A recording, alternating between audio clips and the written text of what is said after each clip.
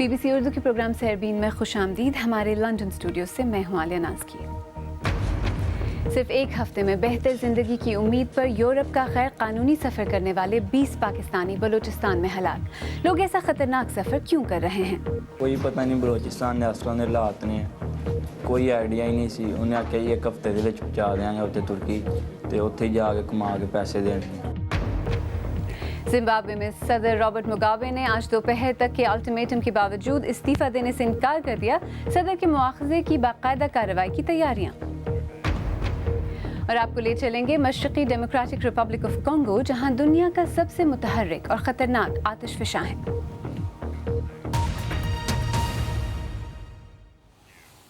گزشتہ ہفتے صوبہ بلوچستان کے علاقے تربت میں 2 مختلف واقعات میں ایسے 20 پاکستانی ہلاک ہوئے جو غیر قانونی طور پر یورپ جانا چاہتے تھے.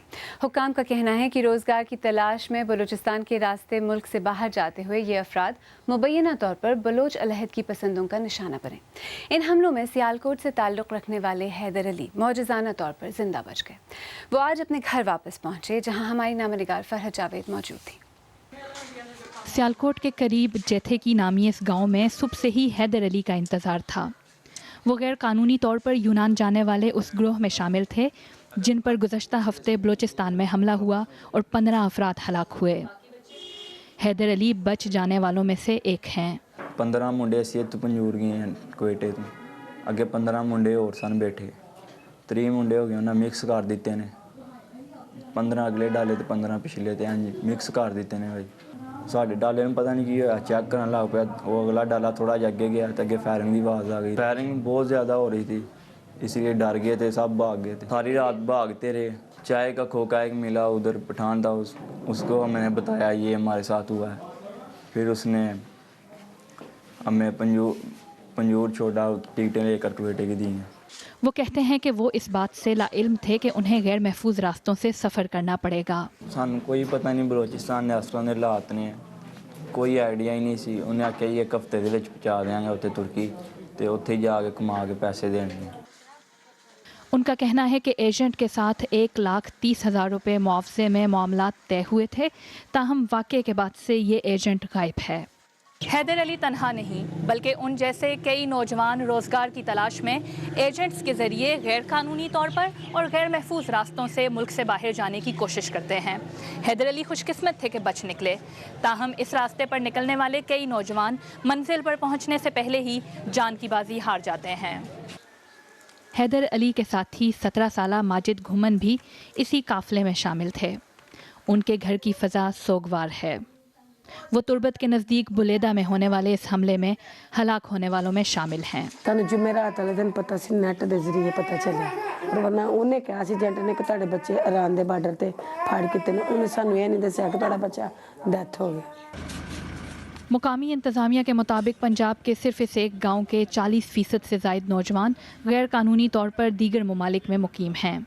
بلوچستان جیسے دلسوز واقعات بھی خدشہ ہے کہ حیدر اور ماجد کی طرح کے نوجوانوں کو بیرون ملک روزگار کے سہانے خواب دیکھنے سے نہیں روک سکے ہیں.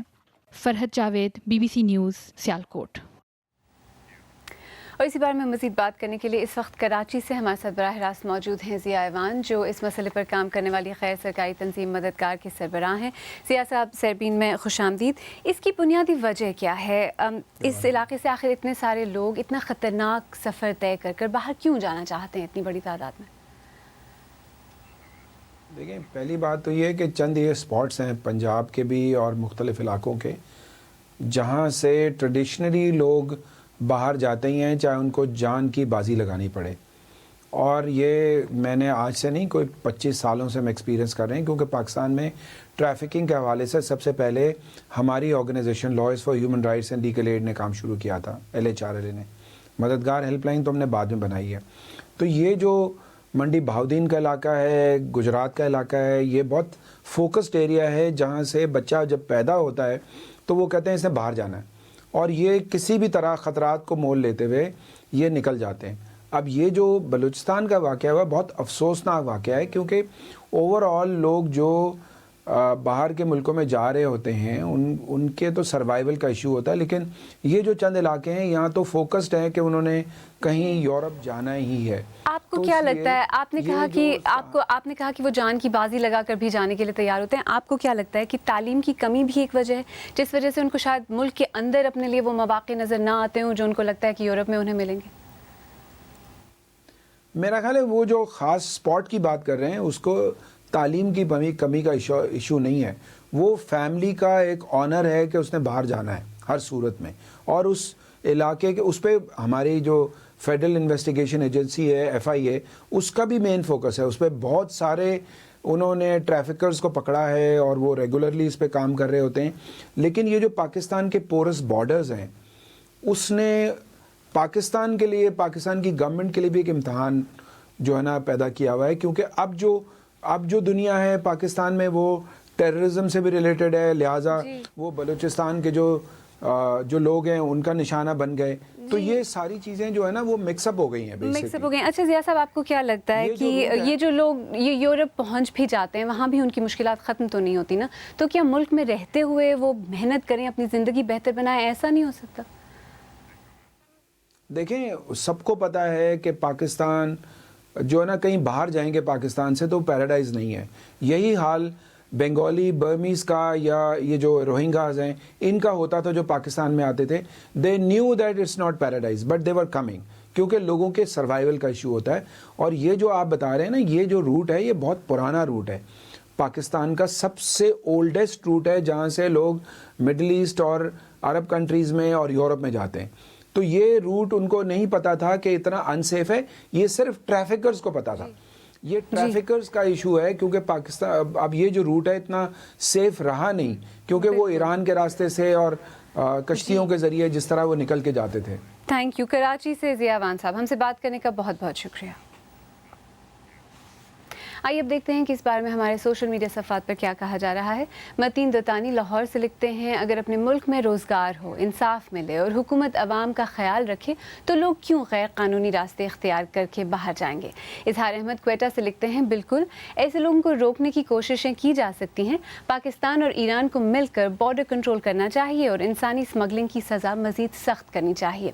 محمد شہباز لاہور سے لکھتے ہیں, جو لوگ انہیں غیر قانونی طریقوں سے بیرون ملک لے جانے کے خواب دکھاتے ہیں ان کو پکڑیں اور سخت سے سخت کارروائی کریں.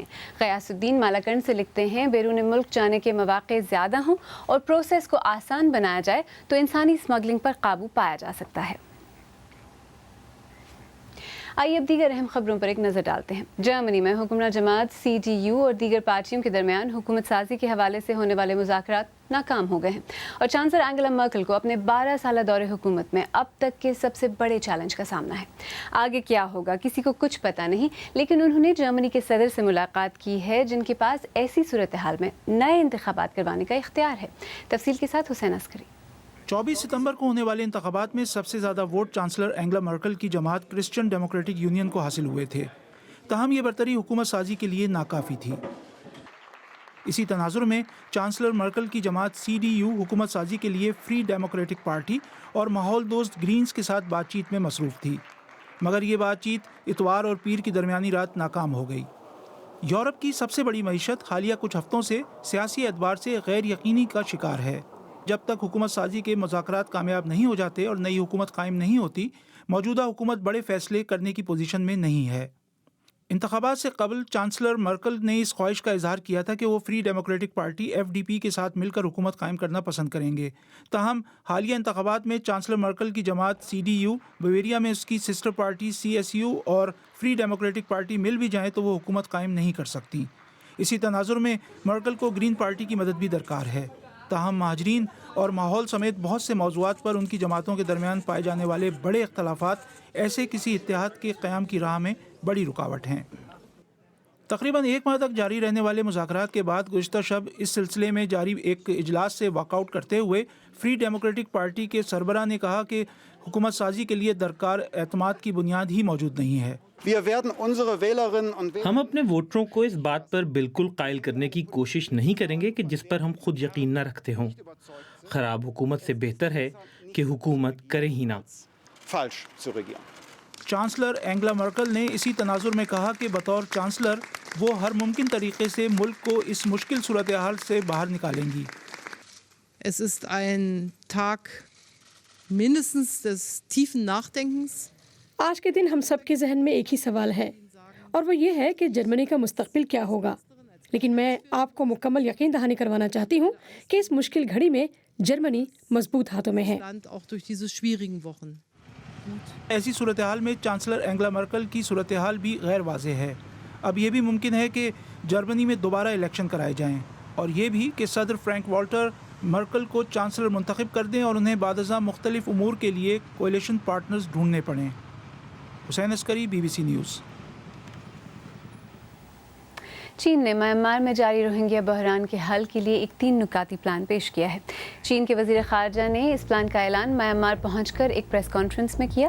میانمار میں آج سے 13ویں Asia Europe foreign ministers meeting یا ASEM کا آغاز ہو گیا ہے، جس میں 51 ممالک شرکت کر رہے ہیں۔ امریکہ نے جاپان میں تعینات اپنے فوجیوں پر شراب پینے پر پابندی لگا دی ہے۔ یہ فیصلہ اتوار کے روز ایک امریکی مرین فوجی کے شراب پی کر گاڑی چلانے کے حادثے کے بعد کیا گیا۔ اس حادثے میں ایک جاپانی ڈرائیور ہلاک ہو گیا۔ اور برطانیہ کی ملکہ الزبیتھ اور ان کے شوہر پرنس فلپ آج اپنی شادی کی 70ویں سالگرہ منا رہے ہیں۔ یہ شاہی خاندان کی تاریخ میں سب سے لمبے عرصے تک چلنے والی شادی ہے۔ ملکہ الزبیتھ اور پرنس فلپ نے 1947 میں شادی کی تھی۔ BBC اردو کے پروگرام سربین میں آگے چل کر دیکھیے گا، زمبابوے کے صدر رابرٹ مگابے سخت دباؤ کے باوجود عہدہ چھوڑنے کے لیے تیار نہیں، مواخذے کی تیاریاں شروع۔ اور آپ کو دکھائیں گے دنیا کا سب سے متحرک اور خطرناک آتش فشاں پہاڑ، جس کی چوٹی پر ہر وقت دھواں اور بادل چھائے رہتے ہیں۔